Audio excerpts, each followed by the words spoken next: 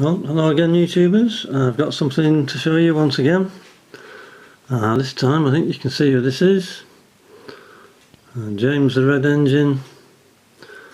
This time it's by Bachmann. I provided the box because the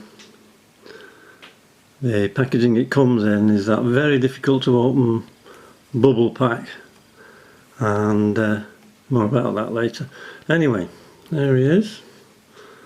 We appreciate his gorgeous red colour and his sweet little face there. The eyes move from side to side when it runs along, but hopefully I can show you that later. And around the side, his wheels are grey, not black. And the sweet little tender there, grey axle boxes, and the coupling is that what I would say medium sized coupling, reminiscent of the old mainline type, with this little spring behind the coupling hook. If I take this tender off, I can show you more. There's your buffer beam, coupling hook, vacuum pipe. Nice layer of coal there.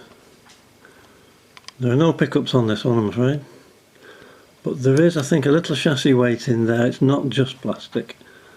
That's your simple coupling method on there. Okay, so that's the tender looked at. Let's look at the engine. Now, I think you can see straight away there's not much room for the driver and fireman there. But I think in the later series the staff didn't really get too involved with the stories, I don't think. There's the tender connection with a very light spring there. 6 lovely driving wheels. It has got 6 pickups, 6 wipers underneath there.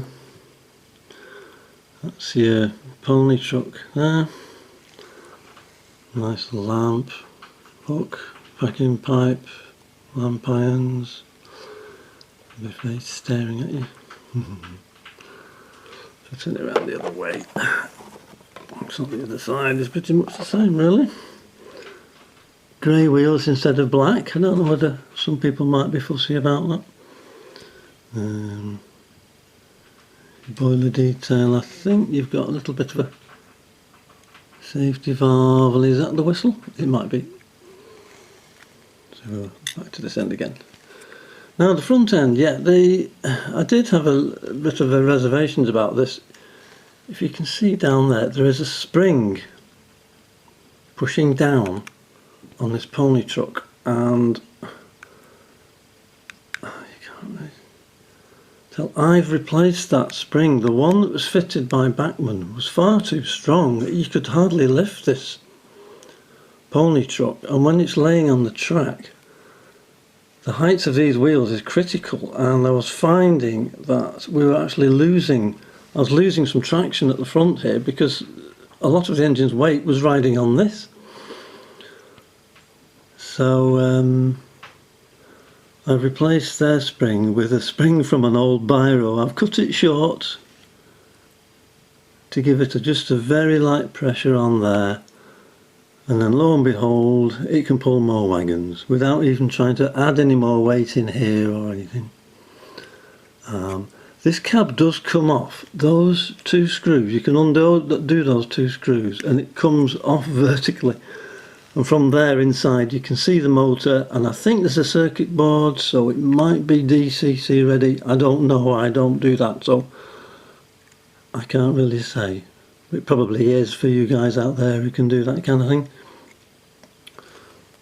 So that really was my only reservation there. The spring underneath there was mystifying how strong it was, and yet the spring at this end is so light. And yeah, I think it's a wonderful thing. I mean,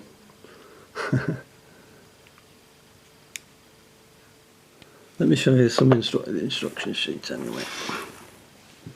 Right, the engine comes in one of those quite firm bubble packs, and they're quite awkward to get in, sharp scissors and everything required. But part of the packaging is this blue cardboard insert. How good the camera is here. We've taken Thomas, Percy, James, Gordon, Henry, Edward, Toby, Emily, Spencer. This sheet is dated, can you see, 2011. I presume that K number is a batch number, I don't know. And James' eyes move side to side. Okay, got some more blurb there for you.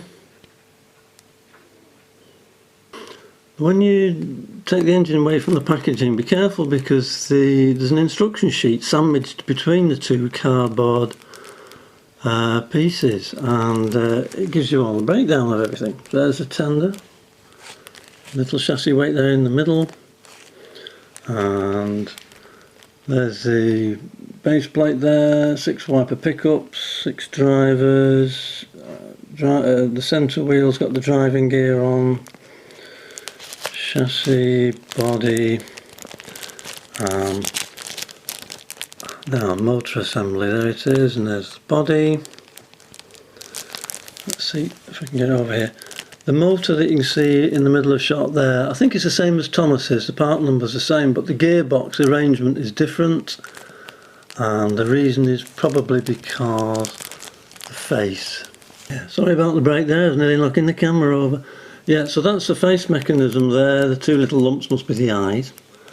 So they must have a link to the gearbox. That must be it there.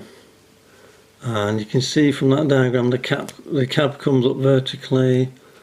So if you've still got weight traction issues, and there might be some space in the cab there to put a bit of weight if you wanted to. But it'll pull a few trucks now that I've sorted out that strange problem with the chassis. We can see from here, there's the chassis section there. In the centre of shot now is the spring that I've had to change. It was way too strong, and yet the spring in the centre of shot now is the one for the tender, and that's really, really soft. Been quite a difference in 2 separate springs. So let's see him in action. That's what you want to see, isn't it? Just out of interest, this is the controller I'm using. It's a Gauge Master Combi. I've used it many times before, I just thought I'd show it to you. I think when you move you might even see the middle wheels moving before the other one.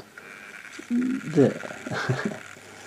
Just confirming that centre drive axle rather than the other 2. Get out of shot, come on.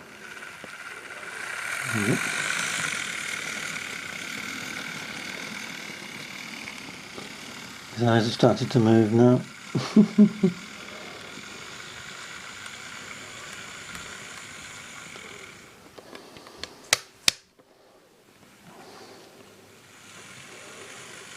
Very controllable, super little thing.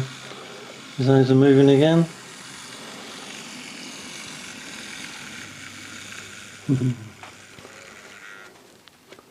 I think he's super. I think what we want to do now is give him some trucks to pull. Is that what James pulls? Trucks? I think so. Well, I've chosen some cool trucks for him to pull. I've got some various faces on these. If you want to have a quick look at this one, for instance. This is actually an old Triang body. You see, it's got the opening door on this one. I have changed the chassis. It's on the newer chassis. The old ones are either too heavy or the wheels are wrong, and you can just drill the rivets off and fasten it to a later chassis if you want to. The face I've got from the internet. It looks slightly worried looking to the right. Is it? So sweet little wagon that. And the load I've got for it, I think this is a Triang load. It's like a rough looking kitchen table with a lot of coal on it. There's the moulding underneath. There's no numbers or anything. It might be that old acetate plastic that they had in the 50s. I don't know. And sometimes you find them at railway train fairs if you're lucky. They don't often turn up. But these they drop in like that. I think they're rather good. So that's that one. And this one's a bit later, probably from the 60s. Again, I've changed the chassis. There must have been a reason why. It's a later chassis with a 9-foot wheelbase. Another internet grabbed face, smiley face. Another triangle loads. I think it's triangle anyway. Again, there's no numbers on it, but that drops in. I think that looks rather good.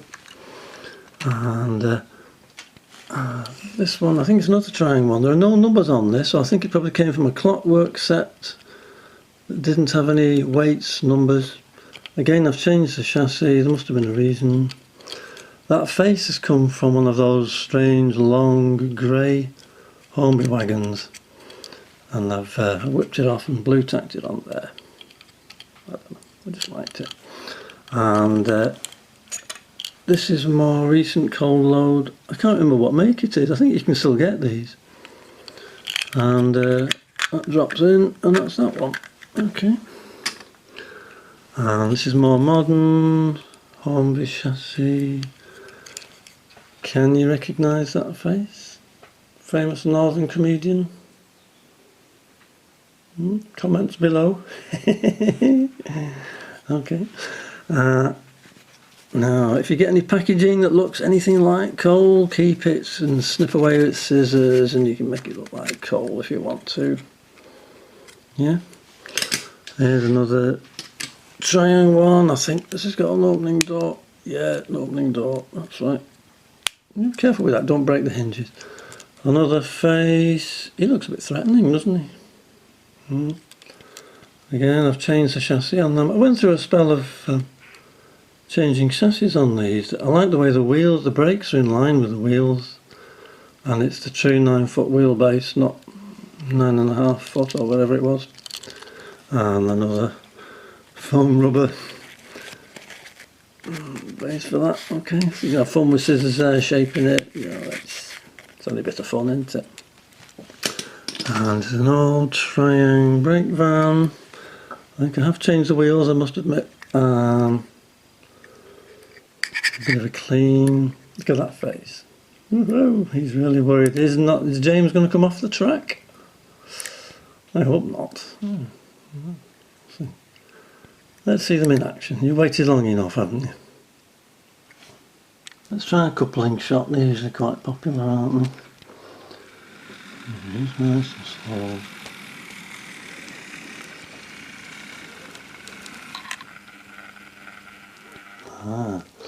It's like the mainline coupling's not quite reached. Never mind, that'll probably resolve itself as it goes.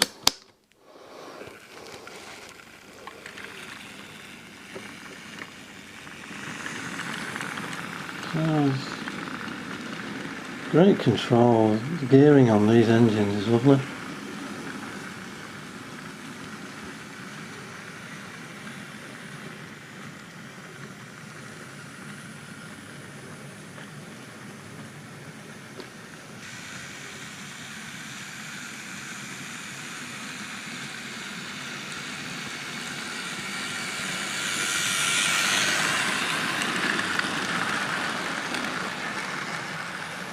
Shall we see if James can give you a little train ride?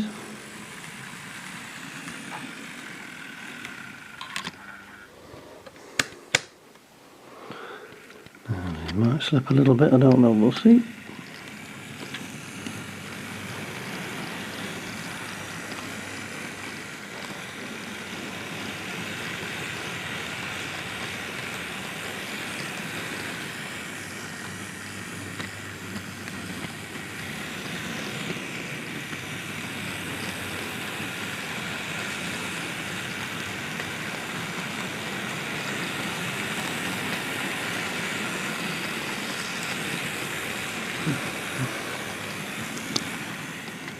Okay, he's made it, just about. So if I run him towards you, you'll probably see his eyes move, hopefully.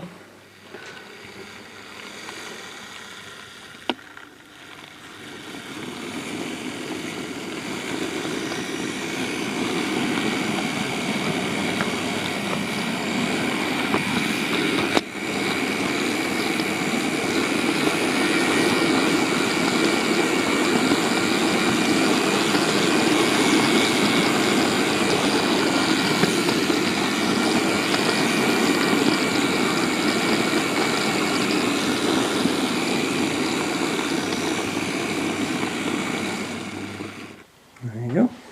Well folks, that's about it. I hope you've enjoyed this little review, and we all know a little bit more about this model now.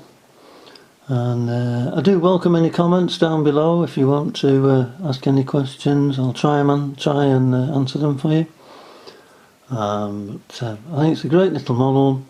The proportions of it, I think they match pretty well the original model series 1 and 2, is it? Super little engine. There was a reservations I've already mentioned in the video there, but you've still got to give it high marks. I'm not going to bother with scores, but you can make your own scores up if you like. But it's a lovely little engine, and I'm very pleased I've got it. And that's it. So bye for now, everybody.